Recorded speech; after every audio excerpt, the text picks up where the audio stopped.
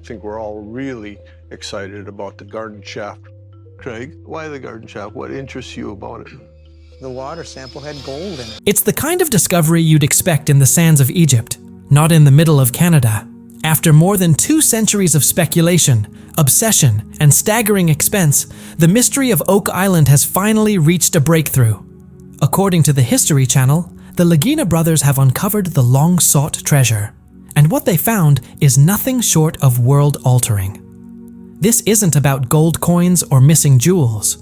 It's a revelation that links North America to ancient Rome and the Knights Templar, challenging nearly everything we were taught in school. At the center of this earth-shaking discovery lies a single astonishing artifact: a Roman sword. Not a replica, not a rumor, an authentic ancient weapon. This sword was originally found in the 1940s near Mahone Bay, close to Oak Island, and its significance has only grown with time. The moment of the major breakthrough was cinematic deep below the garden shaft, an area geochemist Dr. Ian Spooner had flagged after detecting oddly high levels of gold and silver in the surrounding water. The team had been lowering a massive steel caisson, the size of a small room, into the ground. At more than 160 feet down, the drill hit something unexpected.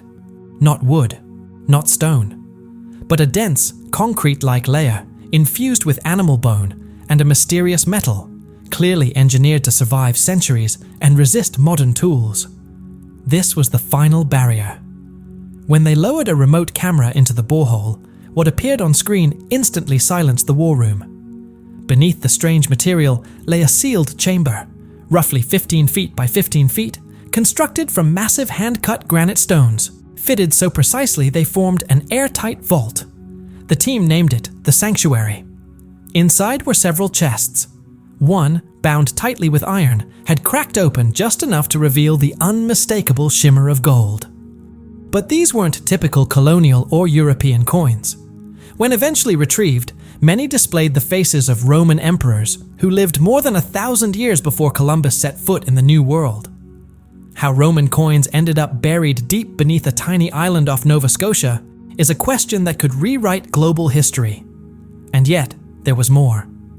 Another chest, made of a dark exotic wood, held scrolls protected inside sealed lead tubes. Against all odds, the contents were perfectly preserved. When experts carefully opened one, they discovered a star chart, not of the northern skies, but of the southern hemisphere, drawn with remarkable precision.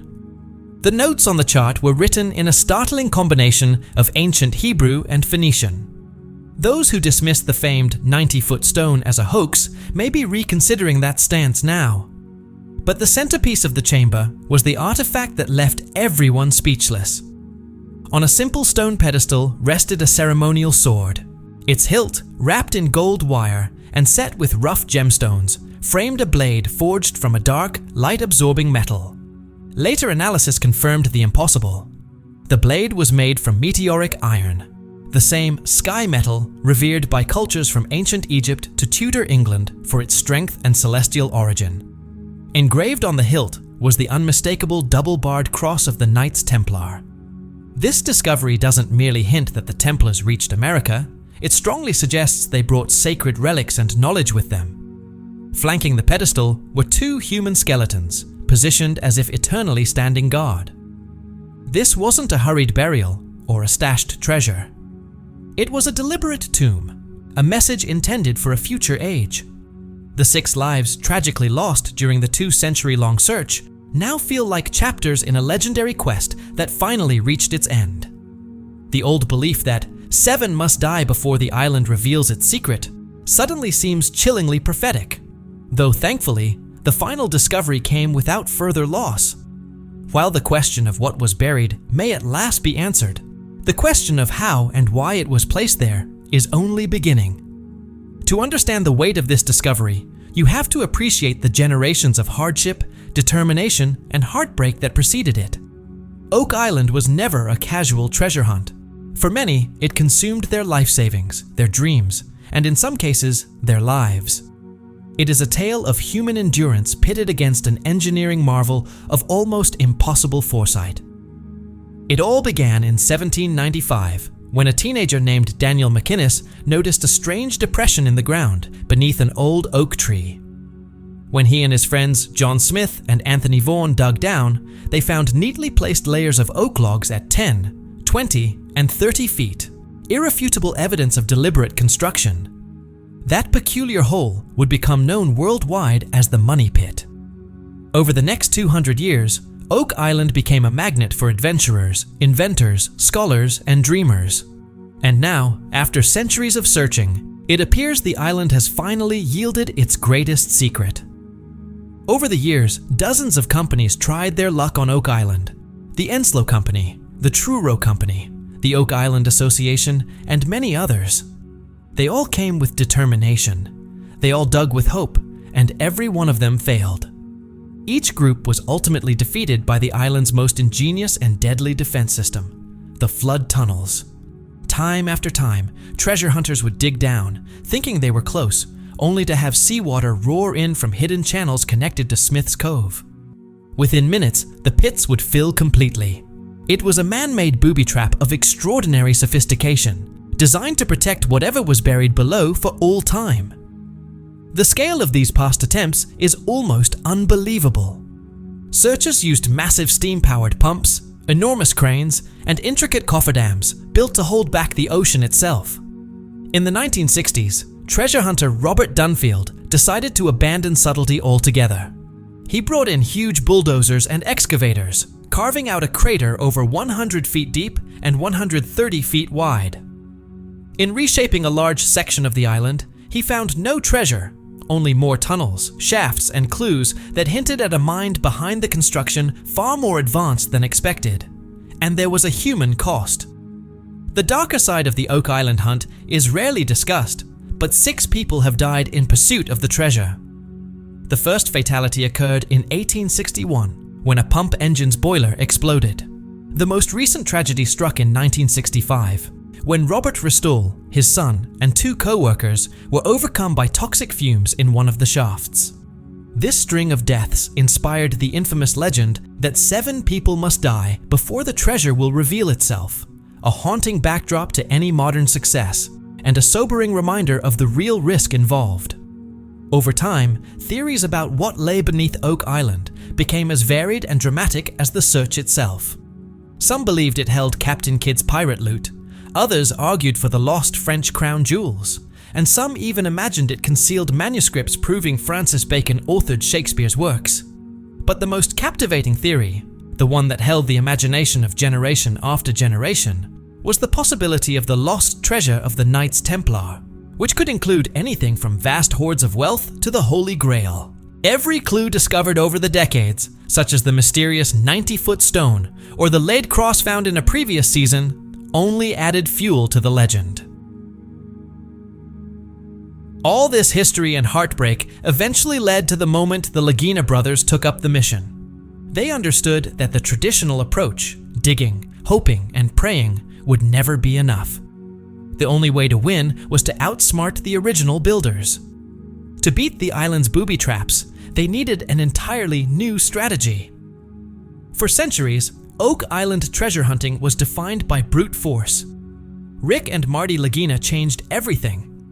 They approached the island as a scientific challenge, transforming it into a massive open-air laboratory.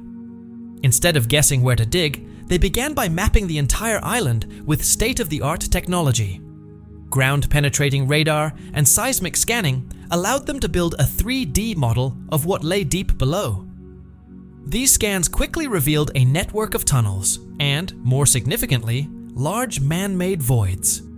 One especially large anomaly, in what became the garden shaft operation, looked remarkably like a sealed vault.